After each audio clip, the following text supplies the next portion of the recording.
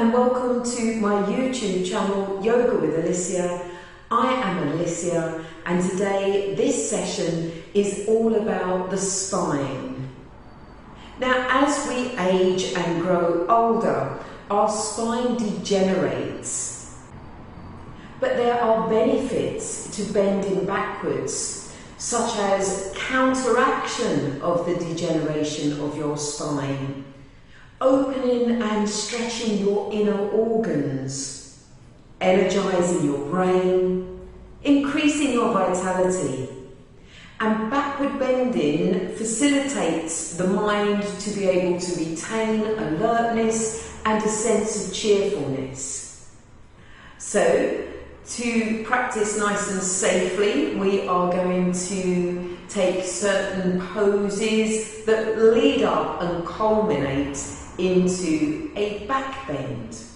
Now, if you are a beginner, you can practice this, but it might be worthwhile watching the video through at least once and just listening and observing first.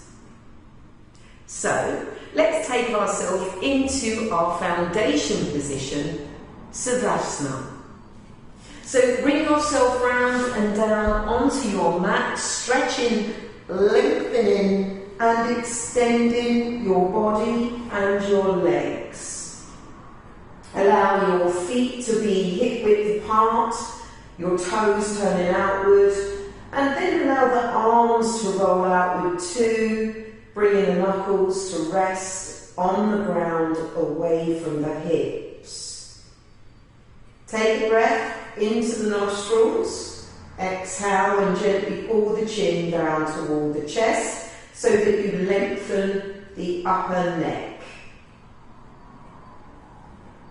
Now tension begins in the mind, and if your mind is tense, your body may reflect this.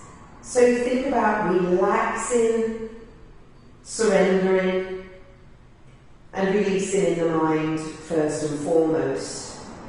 And you can do this by tuning in to the natural biorhythms of your breath. You can observe the rise and fall of your chest in time with the rise and fall of your belly, allowing yourself to arrive in the present moment.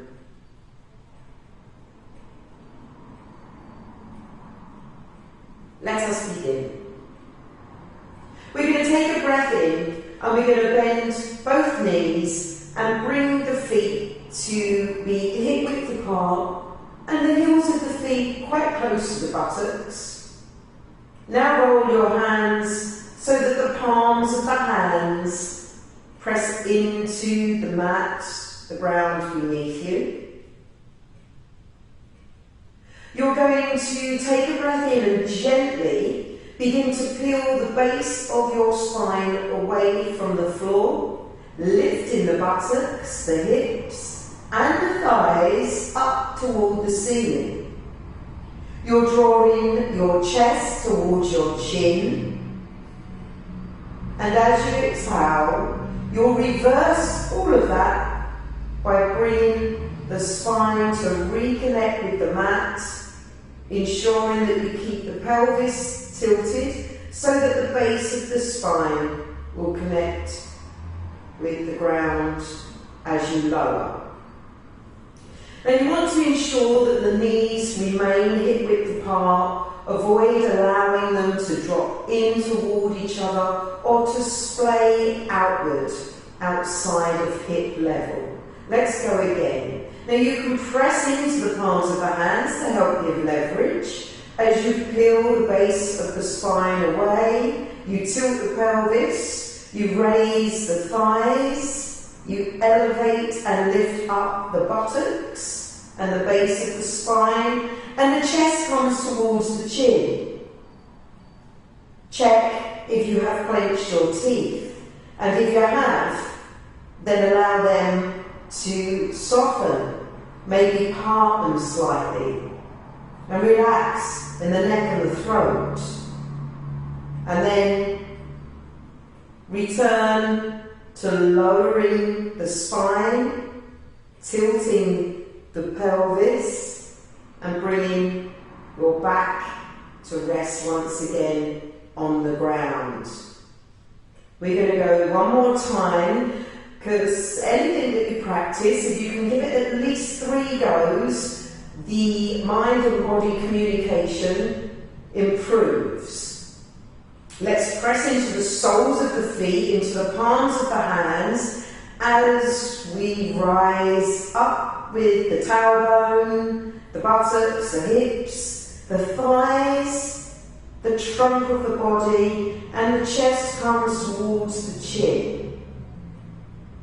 So you don't have to hold any position longer than you feel comfortable. You come out of the pose when you are ready. However, if you feel that you can go to the next level, do so. We're going to bend our elbows, and we're going to place our hands into the sides of the trunk of our body so that it lifts us higher. Now keep the thumbs travelling in the same direction as your fingers. Avoid leaving your thumbs underneath the lower back. So it's almost like you're cupping the sides of your body. Keep the breath flowing. Keep tilting and lifting your pelvis. The pubis rising. Keep the legs steady. Ensure that you have a nice amount of weight pressing down into both feet evenly. And ensure that you're rising up through front of body evenly. Now you can release the hands, engage the stomach muscles to support the spine as you gently lower down.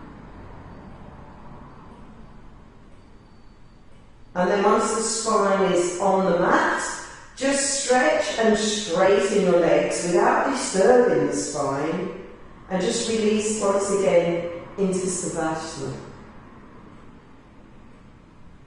A nice deep breath in, and a long, complete breath out. So from this position, we're now going to roll over onto our tummies, coming into a prone position. So in your own time, you'll roll over and come to rest onto the stomach.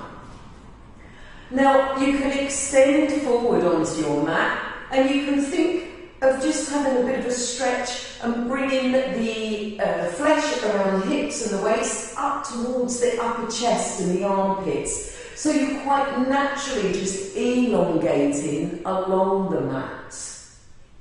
We're going to be moving into Bhujasana, Cobra, the snake. Perhaps think about the animal you are imitating so that it can give you a better idea of the position that you're going to make. Ensure that you're nicely stretched. You may even take the time to lift the legs individually and to stretch from the hips down through the thighs into the direction of the feet so that you have made them longer along your mat.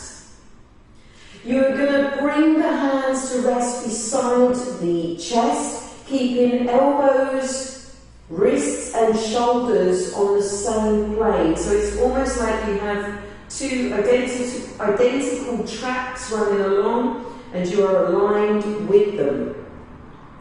Have the point of chin touching on the mat, and if you can, bring the feet to touch. Remember, the cobra, the snake, has one long body, so your two legs will now become one. You're going to take a nice deep breath in, and as you do so, you'll feel this space being created from the base of your spine to the crown of your head as you begin to lift the upper chest.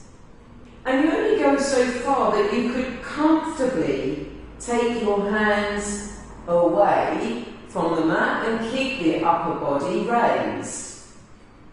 Plug your shoulders down and away from your ears. Be aware if you're doing this. If you brought a load of tension into the upper body and around the shoulders, drop it back down.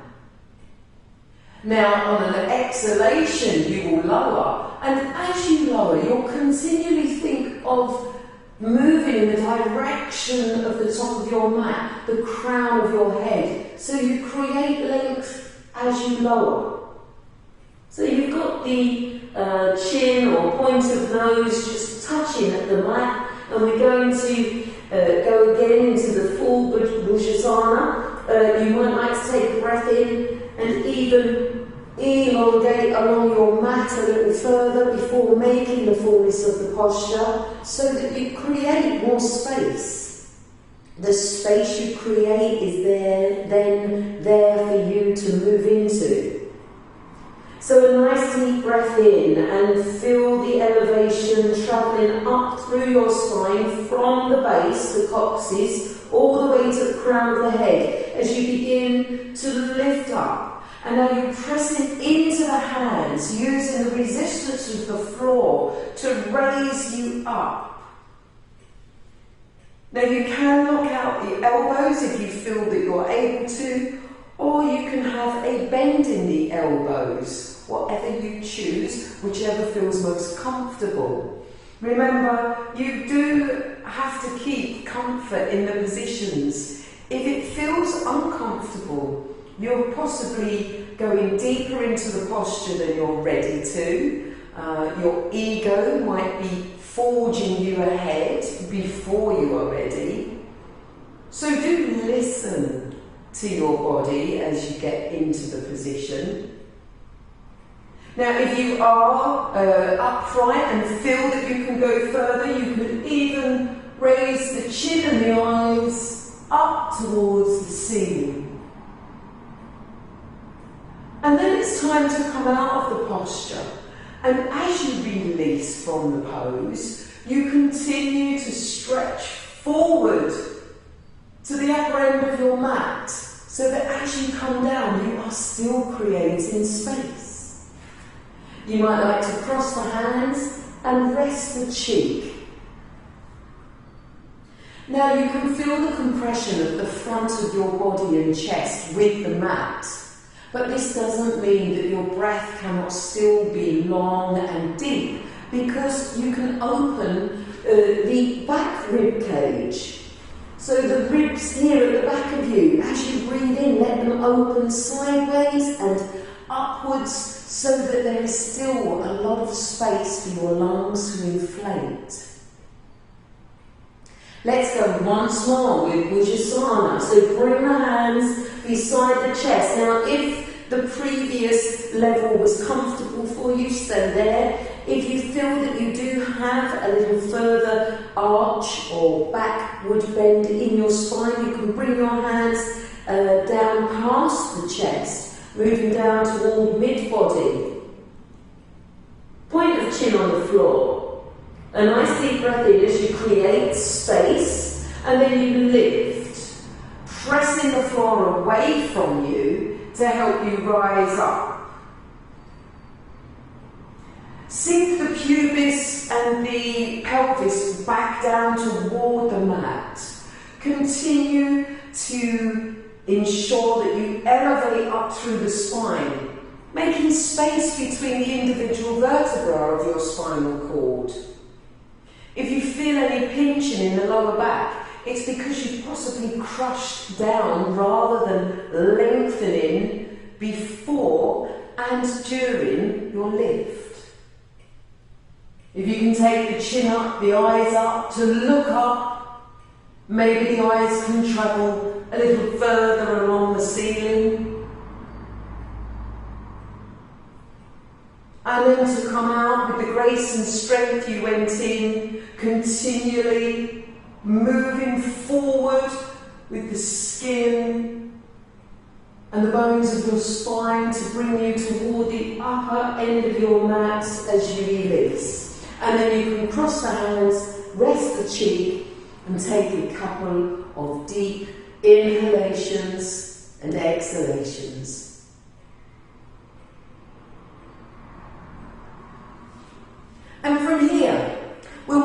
into Damarasana, which is the bow pose. And before we do the full position, we're just going to practice with each alternate leg first.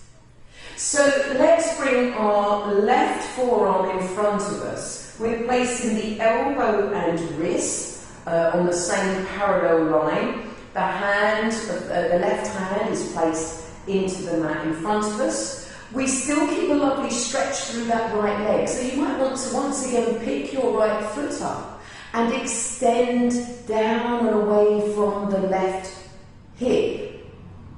Sorry, I'm not sure whether I said right or left foot there, but if you pick your left foot up, you'll extend down from the left hip toward the direction of the foot. So the left toes actually pass the right toes. And then you can pick the right leg up and from the right hip, stretch all the way down toward the right foot and the right toes and rest them down on the mat. You'll then take a breath in, and as you exhale, you're going to bend your right knee. You'll now release the right hand, stretch it forward and then swish it round 180 degrees to connect with the front of shin of the right leg. And you want to have a firm grip of that hand against the leg. You're going to take a breath in, and then as you exhale, you're going to begin to raise the thigh away from the mat. You want to avoid allowing that right hip to come away from the mat. So avoid doing this. It's not about getting that leg as high as possible to the detriment of the hip coming away from the floor. You want to keep the hip on the floor. Keep that firm grip of hands and leg. Maybe relax those toes. Maybe you can increase the curve, the arch of the spine by thinking about Damarasana again and how you lifted the front of the trunk of the body previously. And then you'll slowly release that leg down and allow it to stretch and straighten along the mat. And then we'll go to the other side. So you'll bring your right arm in front of you, your right elbow and wrist are on a nice parallel line. They are perpendicular, and you want the front of the body to be aligned as well. So avoid leaning off to the left too much. See if you can keep those shoulders nice and aligned. Do that little stretch from the hips down through the legs, make more space. And then a breath in, and as you exhale, bend the left knee. You're going to release the left hand, stretch it out in front of you, and then swish it round 180 degrees to bring that firm grip of left hand to front of left leg. Pretty much around the ankle or lower shin. And then, as you continue with your breathing, you're going to draw that left thigh away from the mat, keeping both hips connected with the mat. You can press down into the front of right foot to stabilise. Allow your breath to continue biorhythmically to your natural rhythm, teeth unclenched, and then you will gently lower and release. Take a breath in and out. So that's practicing both legs individually, and now for the fullness of Damarasana, the bow pose, we do both legs together. Avoid any judgment on yourself if your thighs haven't come away from the ground yet. It does take time, and remember, the tension starts in the mind. So relax in the mind first and foremost, and then the stretch and the suppleness will follow.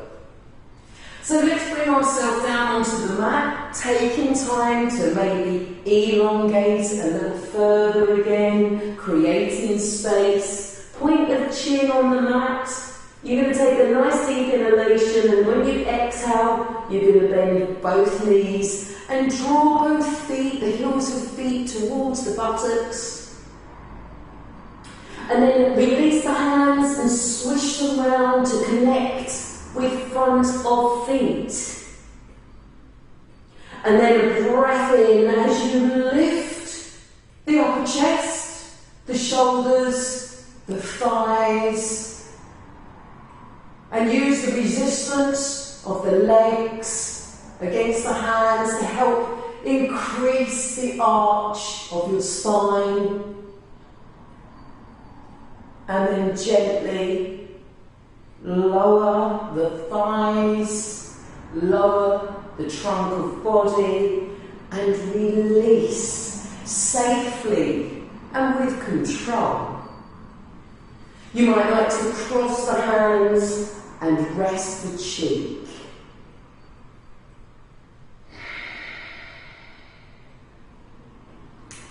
So from here, we're going to bring ourselves into an upright position of being on our knees. And we're only here briefly to practice a thigh stretch. This will assist when we come to doing Damarasana, the bridge posture. So from this kneeling position, we're going to take a breath in and we're going to increase the height of our torso just by lifting and rising up from the base of our spine down here, the coccyx, all the way up to the crown of the head. And further, we can feel like we have a golden thread from our crown and it's drawing up to the ceiling or the universe above. Bring your hands either side of the hips, just a little back away from them. And we're going to take a breath in as we pick the buttocks up and extend and stretch through the thighs. Now you may be able to drop the head and neck back here, or you might like to keep the chin down toward the chest, whichever you prefer. Just ensure that your teeth are unclenched. And then you're going to bring the buttocks back to rest on the heels of the feet. Place the hands just onto the thighs. A moment of reflection. A nice deep breath in, and you feel that elevation and that sense of lift, making you yourself sit tall. And let's go again. So we bring the hands round behind us. We prepare by taking a breath in and out and relaxing the mind, softening the mind so that the body follows suit. And then we breathe in, we pick the buttocks up, we lift the thighs, we rise up through the trunk of the body, and be aware of how you are lifting both sides of the body equally and evenly here. You'll want to apply this when you move into bridge posture.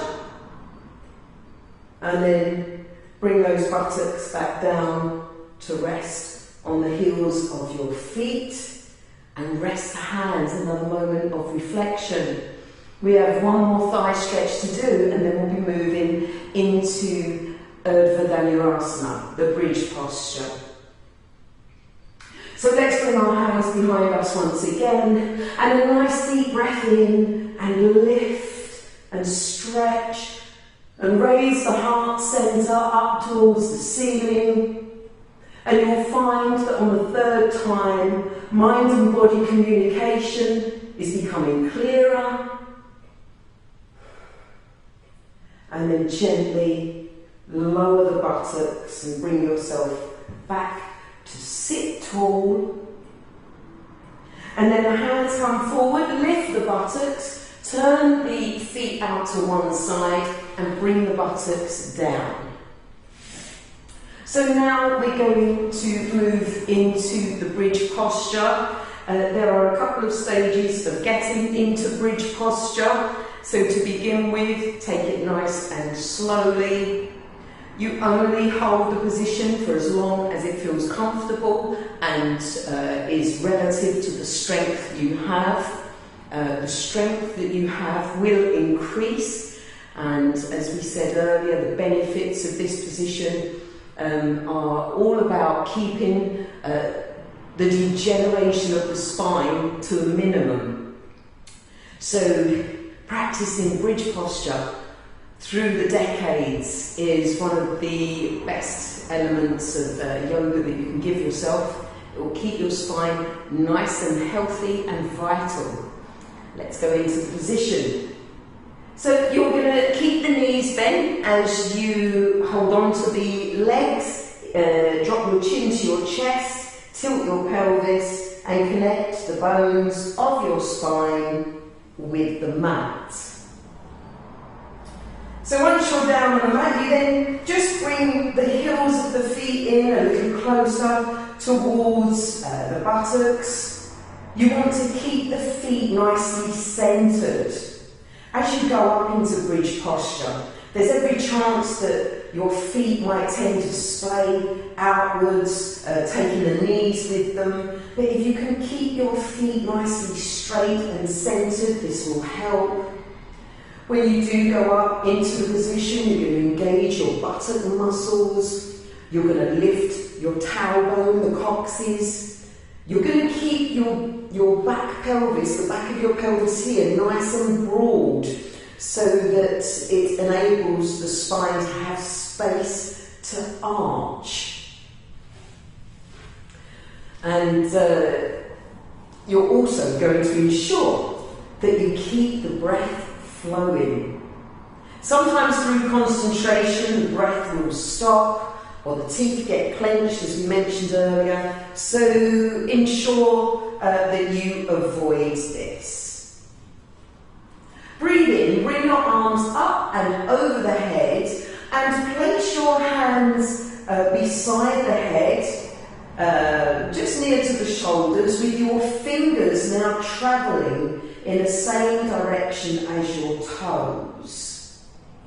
So the first part of the bridge posture is to come onto the crown of your head, but you don't want to allow all the weight to drop into the head. You still want to keep steady in the feet and in the lower quarters of the body, keeping that engaged and alert. So you're going to breathe in, you're going to push the ground away from you and just bring yourself to rest onto the top of your head.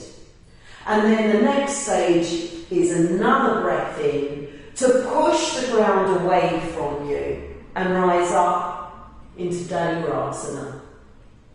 Keep the feet square and centred, buttocks lifting. See if you can deepen the arch of the spine.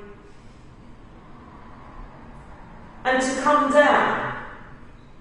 You want to come down onto the top of the head first, roll down on the back of the skull, and bring the spine to connect with the mat. And now you can release and counteract by drawing the knees in towards the trunk of your body and giving yourself a hug. You might feel the benefit of just bringing the nose between the knees, engaging the stomach to help lift the shoulders and the upper body away from the mat. And release. And from this position, you might like to return to Savasana, pose of serenity, stretching and lengthening your legs out. Let your arms roll away from your hips.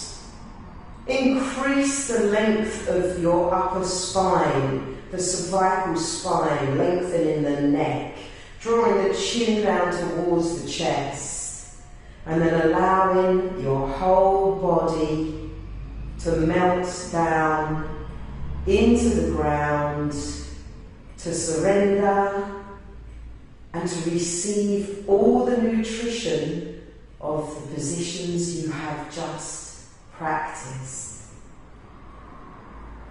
Release and let go. Peel the tongue away from the roof of the mouth. Tune in to the rise and fall of your navel.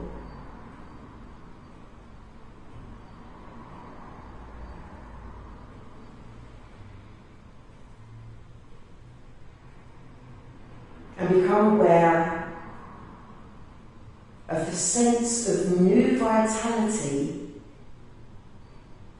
that you have created through practice, through the practice of backward bending. Now you can stay in Savasana, or you might like to bend your knees and come round and up into Sukhanasana, happy pose, or otherwise known as cross-legged position. And to rise up through the spine to feel your increased vitality, your sense of cheerfulness, your new energy, and to know that you have opened and stretched your inner organs and you have counteracted the degeneration of your spinal cord. Happy health. Namaste.